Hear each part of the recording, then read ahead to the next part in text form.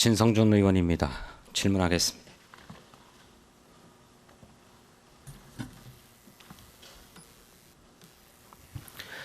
우리 대통령실에서 누가 나와 계신가요? 국정기획수석입니다. 네. 7월 31일 대수비 회의가 있었습니까? 예, 있었습니다. 거기 참석하셨습니까? 저는 참석했습니다. 예. 그 자리에서 고 최수근 해병 순직 사건과 관련된 군의 수사 결과가 대통령께 보고됐습니까? 보고되지 않은 걸로 알고 있습니다. 보고가 없었습니까? 예. 박정훈 해병대 수사단장은 해병대 사령관과 면담 과정에서 VIP의 지시다. VIP가 해병대의 수사 결과를 보고받고 이런 일로 사단장까지 처벌하면 대한민국에서 누가 사단장을 할 수 있겠냐라고 질책을 했다. 이렇게 말했다고 합니다. 그런 사실이 있습니까? 글쎄요, 언론에서 저도 보긴 봤습니다만 제가 그 부분에 대해서는 모르는 사항입니다. 그래서 국방부 장관과 통화도 했다고 하는데 알고 계시는 바가 있습니까? 모릅니다. 7월 20일 그러니까 7월 19일 날 고 최수근 해병이 사체로 발견되고 그 다음 날입니다. 7월 20일 대통령께서는 정부는 사고 원인을 철저히 조사하여 다시는 이런 일이 재발하지 않도록 하겠습니다. 라고 하는 입장을 발표했습니다. 맞습니까? 예. 이렇게 대통령께서는 정부가 사고 원인을 철저히 조사하겠다라고 하는 입장을 냈는데 그런 대통령의 방침과 지시에 충실히 복무해서 사단장 이하 과실치사의 혐의가 있는 지휘관들을 이첩하기로 했던 해병대 사령관이 해병대 수사단장이 항명죄로 수사를 받고 있는 상황에 대해서 왜 침묵하고 계십니까? 수사 중인 사안에 대해서 대통령께서 뭐라고 말씀하실 수 있겠습니까?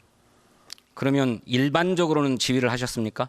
억울함이 없도록 잘 수사해라 이런 말씀을 하셨습니까? 그런 말씀하신 적이 없는 걸로 알고 있습니다. 수사단장이 대통령의 지시대로 철저하게 수사해서 자신의 양심과 법에 따라서 수사 결과를 내놓고 그걸 이첩했는데 이것을 도리어 국방부가 나서서 수사가 잘못되었다. 이첩을 보류하라고 지시하고 그래서 결과적으로는 사단장과 여단장을 빼고 초급 간부들만 처벌토록 하는 수사 결과를 이첩했어요. 이에 대해서 수사단장은 대통령님 제가 억울하니까 공정한 제3의 수사기관에서 수사하게 해주십시오 라고 호소하고 있지 않습니까?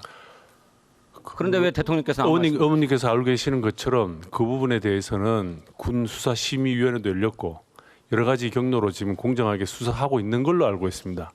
현재 수사 중인 사안에 대해서 대통령께서 어떤 말씀을 하실 수 있겠습니까? 그렇습니까? 예. 국방부 장관이 예. 수사단장이 이첩하려고 하는 수사 결과를 보류하라고 지시했습니다. 알고 계십니까? 예.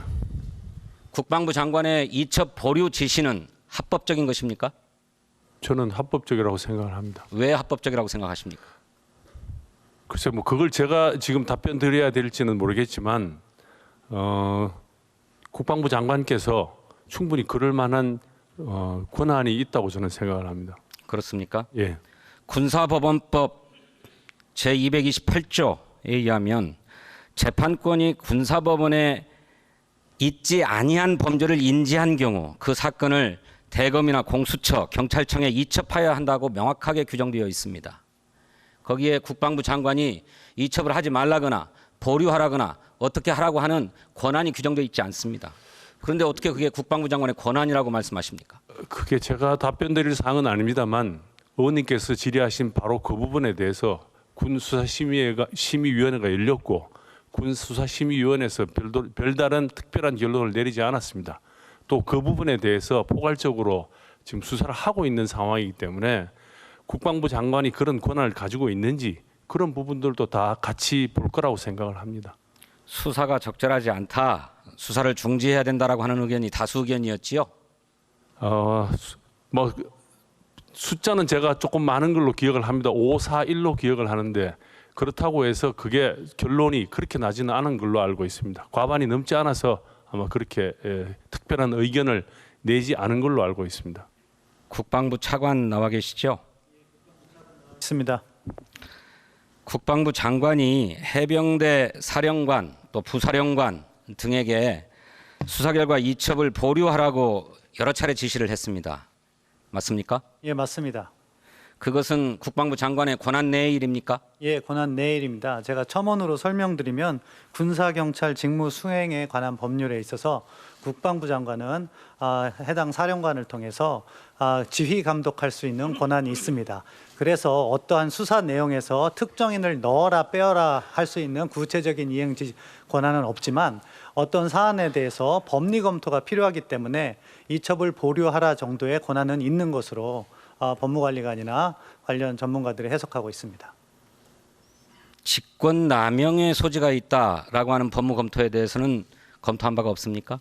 직권 남용 자체가 성립될 수 없는 것이 이 군사 경찰의 일차적인 수사단장의 수사 자체가 이걸 갖다가 수사가 아니고 경찰에 넘기면 경찰에서 수사를 하게 돼 있습니다. 따라서 정확하게 엄밀하게 말씀드리면 일차적인 조사에 불과한 겁니다. 그렇기 때문에 거기에 대해서 직권 남용이 적용될 여지가 없다고 생각합니다. 군사법원법 534조의 17 규정에 따르면 국방부 장관은 일반적으로 군 검사를 지휘 감독한다. 다만 구체적 사건에 관하여는 각군 참모총장만을 지휘 감독한다. 이렇게 규정되어 있습니다. 이것은 군사법원법에 따르면 군사법경찰관과 군사법경찰리는 검사의 지휘를 받도록 되어 있지 않습니까?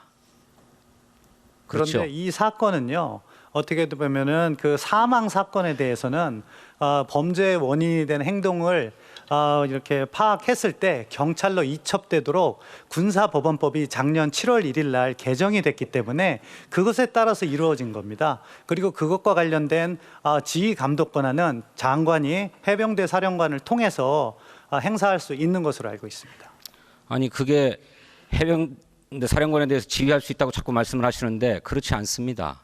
말씀하신 것처럼 군사법원법 228조에 의하면 그렇게 재판 관할권, 재판권이 군에 있지 않다고 인지하는 순간에는 민간에 이첩하도록 되어 있지 않습니까? 그렇죠. 민간에 이첩해야죠. 그래서 해병대 수사단장이 민간 경찰에 이첩하려고 했던 것 아닙니까? 그렇습니다. 그런데 그것을 이첩하지 마라, 보류해라라고 국방부 장관이 지시를 한 것 아닙니까? 의원님 말씀에서 빠져 있는 부분이 있는데요. 그 부분이 뭐냐면은 해병대 수사단장이 해병대 사령관과 장관께 그 문제를 갖다가 보고를 했습니다. 장관이 요청한 것이 아니라 해병대 수사단장과 사령관이 직접 가져가서 보고를 했기 때문에 그 보고한 순간부터 그러한 지휘 감독권을 행사할 수 있게 됩니다. 그렇습니까? 네. 그래서 장관이 결재를 하지 않았습니까? 예, 결재를 하신 것으로 알고 있습니다. 예, 결재했는데 석연치 않은 이유로 결재한 바로 다음 날 이첩 보류를 지시해요. 그리고 석연치 않은 그날 이유는 오전에 예. 그날 오전에 대통령 주재의 대수비 회의가 있었습니다. 그 자리에서 대통령이 아까 말씀드렸던 것처럼 사단장까지 처벌하면 대한민국에서 누가 사단장을 하려고 하겠느냐라고 크게 질책했다고 하고 국방부 장관과 통화까지 했다고 합니다.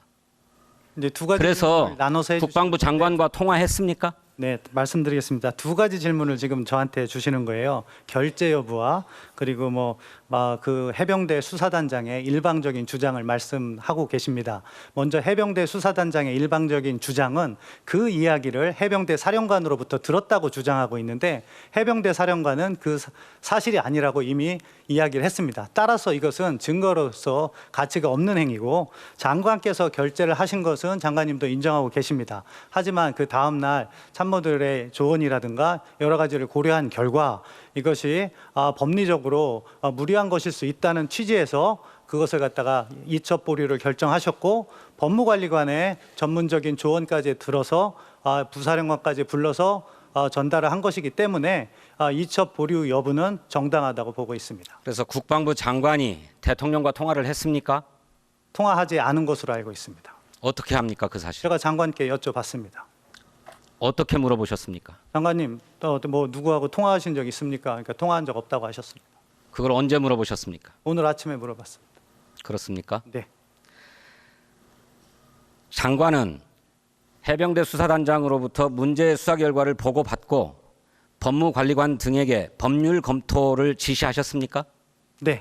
그렇게 지시하신 것으로 알고 있습니다. 언제 지시했습니까? 정확하게는 31일 1시 반 경으로 알고 있습니다. 31일 1시 반. 네, 그렇습니다. 그러면 해병대 수사단장의 언론 브리핑을 취소하도록 한 것은 언제입니까? 그 직전으로 알고 있습니다. 그날 오전입니다. 그러니까 정오 즈음한 그 시점에서 장관님께서 그것을 취소하시고 법무관리관을 부르셔서 상황을 논의하시고 그 자리에 해병대 부사령관까지 이렇게 부르신 거로 알고 있습니다. 그러면 장관은 국방부 장관은 다른 법무 검토 없이 자신의 판단으로 언론 브리핑을 취소하라고 지시하신 겁니까? 언론 브리핑 취소나 이런 것은 장관님의 권한의 범위 내에 있다고 생각합니다. 아니 그러니까요. 네. 참모들의 조언은 받으신 거죠. 그러니까 어떤 참모입니까? 언론 브리핑을 취소하고 난 다음에 그 다음에 법무관리관에게 법무검토를 지시하셨다고 방금 답변하지 않았습니까?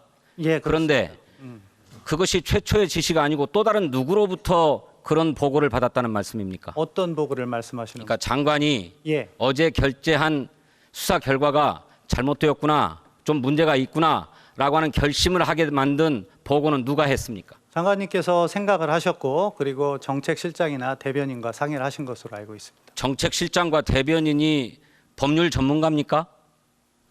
법률 전문가는 아니지만 전날 보고 자리를 함께 했었고 그러니까 이 보고 자체도 수사단의 그런 보고가 아니고 언론 브리핑 설명 자료라고 가지고 와서 정책실장과 대변인이 함께 했고 그렇기 때문에 그분들의 의견을 들으신 것 같습니다. 그러니까 정책실장과 대변인이 수사에 관여한 바도 없고 수사 전문가도 아니고 법률 전문가도 아닌데 그들의 조언에 따라서 국방부 장관이 결재한 서류를 번복했다 이런 말씀인가요?